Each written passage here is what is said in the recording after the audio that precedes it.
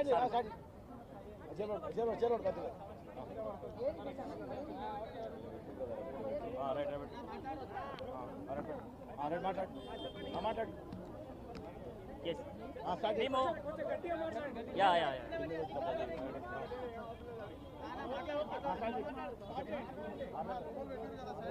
Cement factory దగ్గర డోన్ దగ్గర cement factory అని ఉంది. ఆ సిమెంట్ ఫ్యాక్టరీ దగ్గర కొండానికి వచ్చాడు.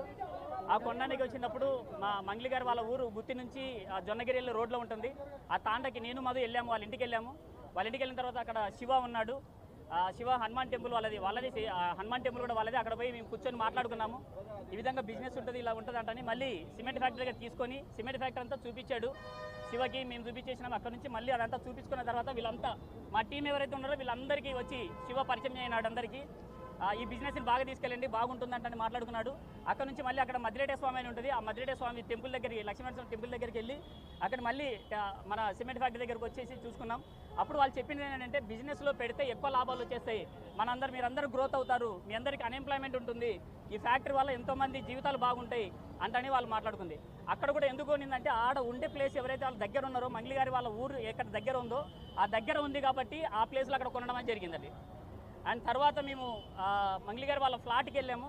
వాళ్ళ ఫ్లాట్కి వెళ్ళిన తర్వాత కోకాపేట దగ్గర ఒక ఫ్లాట్ ఉంటుంది, వాళ్ళ అపార్ట్మెంట్ ఉంటుంది. నేను మా కోరు వాళ్ళు ఒక నలుగురు వెళ్ళాము అక్కడికి. మధు ముందు సీట్లో కూర్చున్నాడు, నేను డ్రైవ్ చేస్తున్నా. మంగ్లీ గారి చెల్లెలు చిన్న అమ్మాయి, ముగ్గురు వాళ్ళు అక్క చెల్లెళ్ళు. చిన్న ఆమె వచ్చిన తర్వాత సార్ తెలుసా నన్ను అడిగాడు. తెలుసు అంటే చెప్పింది ఆమె. నేను ఇలాగా వాళ్ళ భాషలు కొంచెం మాట్లాడుకున్న తర్వాత నేను చెప్పా, అమ్మ మా మధుని బాగా చూసుకోండి, బిజినెస్లో ఎక్కడంటే ఎక్కడ తిరుగుతుంటాడు, రాత్రి పగలు తిరుగుతుంటాడంటే నేను బాగా చూసుకుంటాను సార్, నేను బాగా ఉన్నందుకే, నేను చెప్తున్నందుకే అట్లా ఉన్నాడంటేనే ఆమె స్వయంగా మాకు చెప్పింది. వాళ్ళ మంగ్లీ గారు వాళ్ళ చిన్న చెల్లెలైనా ఆమె మాకు చెప్పేసింది. తర్వాత మంగ్లీ గారు వాళ్ళ ఫ్లాట్ వాసవి ట్రెండ్స్ అని ఉంది. వాసవి ట్రెండ్స్లో 15వ ఫ్లోర్లో మేము దాదాపు 6-7 సార్లు మేము అందరం వెళ్ళాం. అక్కడ వాళ్ళకి మ్యూజిక్ చేసే వాళ్ళ బ్యాక్గ్రౌండ్ కానీ ఒక రూమ్ అంతా వాళ్ళకి సపరేట్గా ఉంది. అక్కడికి వెళ్ళిన తర్వాత చూసి అమ్మాలని వీళ్ళు మంగ్లీ గారు ఎప్పుడైతే చెప్పారో ఆ భూమిది కానీ లేకుంటే ఇంకొకటి కానీ వాళ్ళ మధు ఎప్పుడైతే చెప్పాడో అప్పుడు ఇన్వెస్ట్మెంట్లు ఎక్కువ రావడం జరిగింది. ఇది జరిగింది. ఈ కేసులో డైరెక్ట్గా ఎప్పుడైనా మంగ్లీ గారు ఇన్వాల్వ్ అయ్యారా? లేదు, మాకు బ్యాక్ ఎండ్గా ఉంటూ వాళ్ళు చెప్పింది మేము వాళ్ళ ఇంటికి వెళ్ళాం. మేము మంగ్లీ గారు మీకు ఒక హామీ ఇవ్వడం కానీ మిమ్మల్ని మీరు అప్రోచ్ అవ్వడం కానీ ఇందులో డైరెక్ట్గా ఆమె ఇన్వాల్వ్మెంట్ ఎక్కడన్నా ఉందా? డైరెక్ట్గా అక్టోబర్ 2వ తారీఖు దసరా రోజు ఒద్దిపట్ల విలేజ్లో ఆ రోజు ఎంగేజ్మెంట్ ఉంది. ఆ ఎంగేజ్మెంట్కి వచ్చేస్తుంది, అప్పుడు కనపడుతుంది అంటే వాళ్ళు చెప్పడం. మంగ్లీ గారి వాళ్ళ తమ్ముడు శివ మాతో పాటు గట్టిగా నిలబడ్డాడు. శివకి ఇన్వాల్వ్ లేనప్పుడు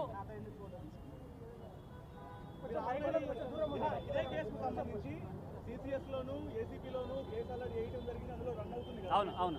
సో మరి పంజాగుట్ట పోలీసులను ఆశ్రయించడానికి గల కారణం ఏంటి? అయితే ఇక్కడ పంజాబ్ సిసిఎస్లోని తర్వాత ఏదైతే సిసిఎస్లో కేసు ఉందో అది వీళ్ళేసింది కాదు. ఎవరైతే పంజాబ్ ఇప్పుడు సిసిఎస్ కేసు వీళ్ళేసింది కాదు. వీళ్ళ అకౌంట్లోకి కోట్ల రూపాయలు వచ్చినప్పుడు సిబిఐ సిఐడి వాళ్ళు దాన్ని ఫ్రీజ్ చేసి కేసు వేశారు. కేసు వేస్తే ఈ రమావత్ మధు అండ్ టీం ఎవరైతే ఉన్నారో వీళ్ళందరూ కూడా హైకోర్టు నుంచి బెయిల్ తెచ్చుకున్నారు. బెయిల్ తెచ్చుకొని అక్కడి నుంచి వచ్చారు. అక్కడి నుంచి వీళ్ళు ఎవరికి కూడా టచ్లో లేకుండా అయ్యారు. అయితే సిసిఎస్లో కేసు వేసింది వీళ్ళు కాదు. వాళ్ళ అకౌంట్లో కోట్ల రూపాయలు వచ్చినప్పుడు ఆ కోట్ల రూపాయలు ఎక్కడి నుంచి వచ్చినాయి అని చెప్పి వాళ్ళు ఇన్వెస్టిగేషన్ చేసి ఆ కోట్ల రూపాయలన్నీ కూడా ఫ్రీజ్ చేసి వాళ్ళ మీద కేసు ఫైల్ చేసి కోర్టుకు పంపించారు. మంగ్లీ గారు చాలా స్పష్టంగా ఈ విషయంలో తెలియజేస్తూ ఉన్నారు. ఇందులో తనకు ఈ కేసుకు సంబంధించి ఎటువంటి ఇన్వాల్వ్మెంట్ లేదు. సుబ్బారావు అనే అడ్వకేట్కి బిగ్ బాస్కి వెళ్ళాలనేటువంటి సోకుంది, శ్రీముఖి అంటే క్రష్ ఉంది, తన మీద కూడా ఆర్గ్యుమెంట్గా మాట్లాడాడు, రకరకాలుగా పాపులారిటీ కోసం మాత్రమే ఇది చేస్తున్నాడు తప్ప ఇందులో ఎటువంటి వాస్తవాలు లేవనే విషయాన్ని ఆమె తెలియజేస్తున్నారు. దానికి ఎక్కడ దాకైనా రావడానికి తప్పకుండా నేను కూడా ఎక్కడికైనా సిద్ధమే. ఇప్పుడు మంగ్లీ గారు చేసిన ఆరోపణకి ఒక్క ఆధారం చూపించమనండి. పాప ఇప్పుడు బిగ్ బాస్ అంటే సోకు ఐఎమ్ నాట్ ఇప్పుడు నేను వచ్చిన వాడిని కాదు, నా 9 సంవత్సరాల ఎక్స్పీరియన్స్ మీరు చూస్తే మీడియాలో కూడా నేను పెద్ద కేసుల్లో కూడా నేను అడ్వకేట్గా ఉన్నా. సో పాపం ఇంకొక అమ్మాయి పేరు లాక్ రావడం అనేది ఎక్కడన్నా నేను ప్రస్తావించానా? ఇప్పుడు ఆవిడ ఏది చెప్తే అది నిజమైపోతుంది.